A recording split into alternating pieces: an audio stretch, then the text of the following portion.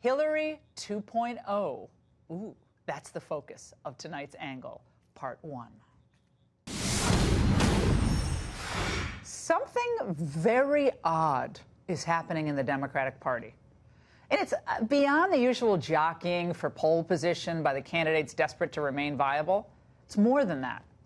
The funny thing is, the so-called experts, even Obama reportedly, keep telling people that Biden shouldn't be the Democrat nominee. We're now sitting here with the Democratic frontrunner having a spokesperson trying to defend his comments on busing. When you're trying to hide the candidate, that's probably means you don't have a good candidate. That's like Weekend at Bernie's, where the guy was dead and they were trying to pretend like he was alive. President Obama reportedly told Joe Biden directly, quote, "You don't have to do this, Joe. You really don't." Wouldn't you love to be in the room when that conversation happened? But despite some shaky debate performances and more than a few medical alert moments, Biden has gained 7 points on his rivals since June. You could call this Medicare Advantage. He now has a double-digit lead over his 2020 rivals. But there are reasons for concern. The closer you look at Biden, the more it all comes into focus. Doesn't this begin to feel like the Hillary campaign? The frailty, the flip-flops, the conflicts abroad, and, of course, the messy family life.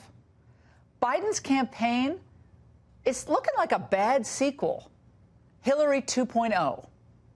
And the warning signs are all there. Just look at both of the candidates, their overall fitness for office. Hillary's campaign spent a lot of time fighting off concerns about the former First Lady's health. For her, it was questions surrounding her physical condition. New questions this morning surrounding Hillary Clinton's health. The Democratic nominee now forced to cancel campaign events in California after she collapsed at the 9/11 memorial. Boy, they shoved her into that Scooby van fast, didn't they? After the fall, Hillary's doctor scrambled to reassure voters. My overall impression is that Mrs. Clinton has remained healthy. She continues to remain healthy and fit to serve as President of the United States. Well, at 76, Biden's even older than the former First Lady. But for him, the concerns are about his mental or cognitive fitness.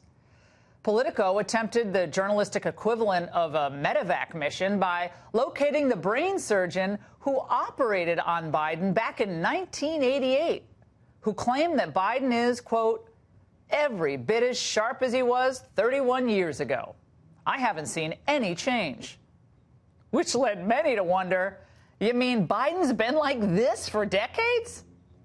Country wasn't built by Wall Street bankers, CEOs, and hedge fund managers. Union workers, the UAW, took incredible cuts in their future and their pensions and the less to get GM working. Investing much more in medical research to conquer devastating diseases like cancer and addiction and Alzheimer's.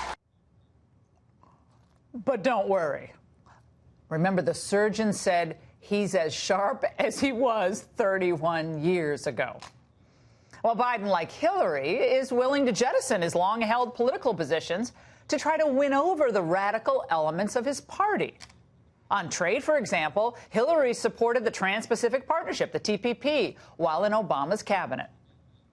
I did say when I was Secretary of State 3 years ago that I hoped it would be the gold standard. It was just finally negotiated last week. And in looking at it, it didn't meet my standards for more new good jobs for Americans, for raising wages for Americans. And I want to make sure that I can look into the eyes of any middle-class American and say, this will help raise your wages. And I concluded I could not. Mr. Flip, meet Mrs. Flop. Same story, of course, with NAFTA, which, by the way, was signed by her husband. I think that everybody is in favor of free and fair trade, and I think that NAFTA is proving its worth. I said I would like to renegotiate it when I ran back in 2008.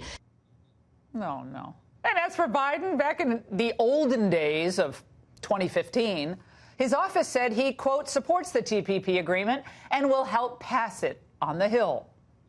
But here's Biden last month. I would not rejoin the TTP as it was initially put forward. I would insist that we renegotiate pieces of that. Wait, did he say TTP? We forgot that in our gaffe montage. Oh, my God. You see, his ancient position of 4 years ago was the establishment Democrat position. It was pro-free trade and pro-globalization, no questions asked.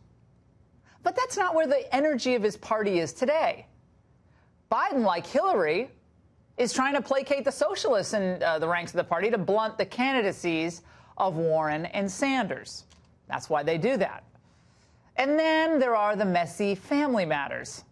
Hillary had Bill's seedy reputation and the anvil of the Clinton Foundation around her neck.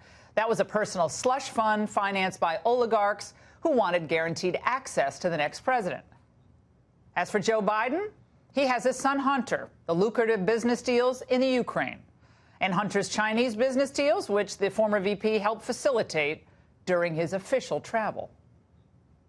And that's part one of The Angle.